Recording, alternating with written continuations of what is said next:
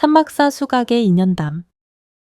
관악산 산막사 요사체 앞에는 커다란 돌 수각이 있다. 돌 거북이 등을 파서 물을 담아 놓은 수각에는 수각시주 김풍년이란 글이 쓰여져 있다. 이 김풍년이란 사람은 1916년에 돌아가신 분이다.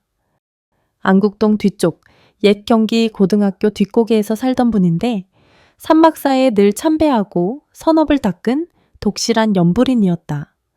그런데 이분이 돌아가신 다음에 경북 영양 땅에 태어난 것이다. 아기가 태어난 집은 이씨 집안이었는데 그 집엔 아직 아들이 없어 부처님께 공양을 올리고 관음 주력을 하였다. 그러기를 얼마 후에 등남을 하게 되었는데 당시 이씨의 나이가 48세였으니 어지간히 늦게 아들을 둔 것이다. 그런데 아기의 등에 산막사 수각시주 김풍년이란 글이 한문으로 쓰여 있는 것이 아닌가? 아기의 등에 글이 있다는 것도 희한한 일이지만 그 내용이 뭔가를 의미하고 있는 것이 틀림없었다. 하지만 영양 땅에 사는 이씨가 산막사라든가 김풍년을 알 리 없었다. 그리하여 우선 여러 스님들께 물어 산막사가 관악산에 있는 것을 확인할 수 있었다. 이씨는 아들의 등에 적힌 수수께끼를 풀어보고자 긴 나그네 길을 떠났다. 나귀를 타고 쉬엄쉬엄 오다가 과천에서 자세한 길을 물어 산막사를 찾아갔다. 그 당시에 산막사 주지스님은 지계화 스님이었다. 주지스님의 안내로 수각을 찾으니 분명히 산막사 수각시주 김풍년이란 글이 보였다. 글씨를 확인한 이씨는 주지스님에게 산막사를 찾아온 이유를 이야기하였다. 그리고 김풍년이란 수각시주가 사는 곳을 물었다. 마침내 김풍년의 집에 이른 이씨는 지나가는 나그네로 자처하고 묵었다.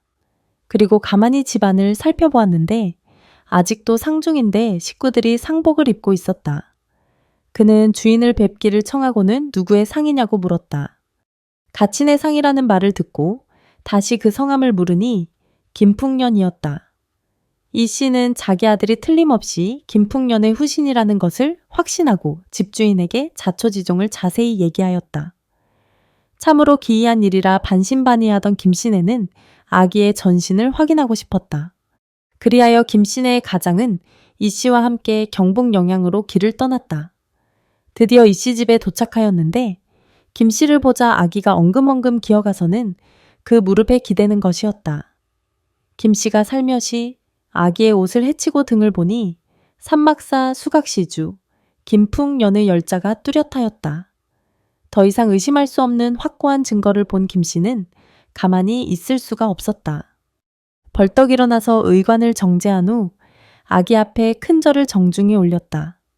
생전에 유달리 절을 좋아하시고 연부를 많이 하시더니 다시 사람으로 인연 따라 이씨 집에 태어난 사실로 김씨는 서로 남남일 수가 없는 것이다.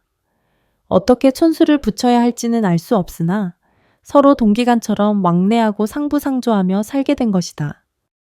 그리고 두 집의 인연은 관세음 보살님 덕분이라 하여 더욱 연불하며 불심을 돈독히 해갔다는 것이다. 산승은 이 이야기를 입적하신 서울 상도동 극락사 몽월 스님에게 직접 들은 이야기이다.